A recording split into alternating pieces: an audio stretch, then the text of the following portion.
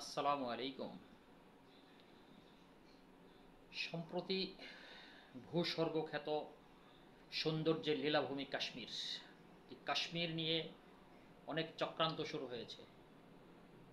India কি ইসরায়েলের পথেই হাঁটছে? ইসরায়েল যে স্টাইলে গাজাকে দখল করেছে, গাজাকে ভেঙে চুরে চুরমার করে দিয়েছে, এবং গাজা প্রায় ৫০-৫৫ হাজার লোককে হত্যা করেছে, শিশুকে হত্যা করেছে, নারীকে হত্যা করেছে। ইন্ডিয়াও কি সেই পথেই কাশ্মীর সমাধান করতে চাইছে?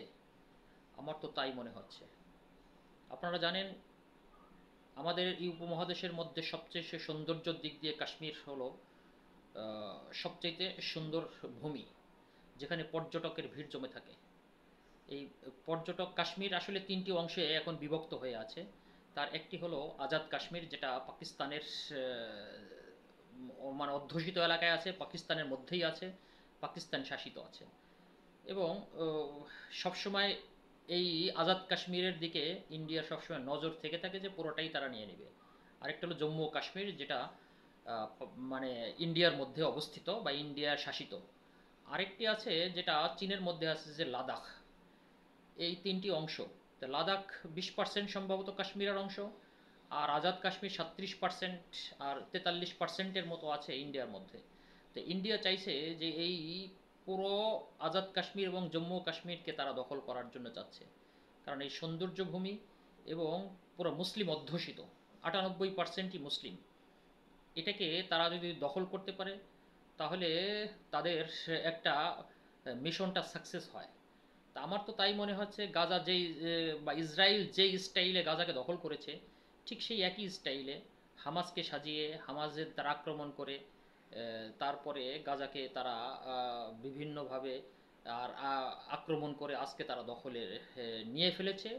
অলরেডি গাজার মানচিত্রটা আজকে বিলুপ্ত করে ঘটিয়ে দিয়েছে, গাজা তাদের দখলে নিয়েছে। ঠিক তদ্রূপ সম্প্রতি যে ঘটনাটা ঘটে গেল, মুসলিম দ্বারা তারা বলছে যে পাকিস্তান দ্বারা এই হামলা হয়েছে, বেছে বেছে হিন্দুদেরকে আক্রমণ করা হয়েছে। তারা প্রায় ২৮ জন বা ৩০ জন লোককে হত্যা করা হয়েছে। এই এই ঘটনাকে তারা পাকিস্তান অত্যন্ত পাকিস্তান না, সরি, নিয়েছে হলো ইন্ডিয়া সবচেয়ে সিরিয়াসভাবে নিয়েছে। হ্যাঁ, রাষ্ট্রপ্রধান থেকে শুরু করে প্রত্যেকটা বিজেপি নেতা, বিরোধী দলীয় নেতা, সবাই এটাকে সিরিয়াসভাবে নিয়েছে। এবং বিরোধী দলীয় নেতা এমনও বলেছে যে তারা সরকার কাশ্মীর সমাধানের ক্ষেত্রে যা করবে তাদের একটা সমর্থন আছে। তা আসলে তাই তো মনে হচ্ছে যে ছোটকাল থেকে বা সেই ৮০-এর দশক থেকে শুনে আসছি, যে সমস্ত এরিয়াটা সবচাইতে বেশি মুসলিম অধ্যুষিত, যেমন গাজা, পশ্চিম তীর, তারপরে আপনার কাশ্মীর, তারপরে রাখাইন রাজ্য, হ্যাঁ, তারপরে আছে হলো চেসনিয়া, হার্জেগোভিনিয়া। তো এই সমস্তগুলো আর কি সর্বদাই মুসলিম অধ্যুষিত, আর এগুলো মুসলমানদের দ্বারা শাসিত। এদের এই সমস্ত অঞ্চলের প্রতি বিধর্মীদের আসলে নজর সবসময় লেগে থাকছে, নজর আছে। চেসনিয়া হার্জেগোভিনিয়া একসময় প্রচণ্ড যুদ্ধ লেগে থাকতো, এখন এটা যে করেই হোক তাদের সাথে সমাধান করে তারা রাষ্ট্র পরিচালনা করছে বা চলছে। কিন্তু গাজারও কিন্তু সমাধানটা অনেকটা জোর করেই হোক তাদের নিয়ন্ত্রণে ইসরায়েল নিয়ে নিয়েছে। সমাধান এটা সম্ভবত আমরা যারা মুসলিম আছি তারা হারকে মেনে নিয়েই আমরা এটা মেনে নিয়ে নিতে হচ্ছে।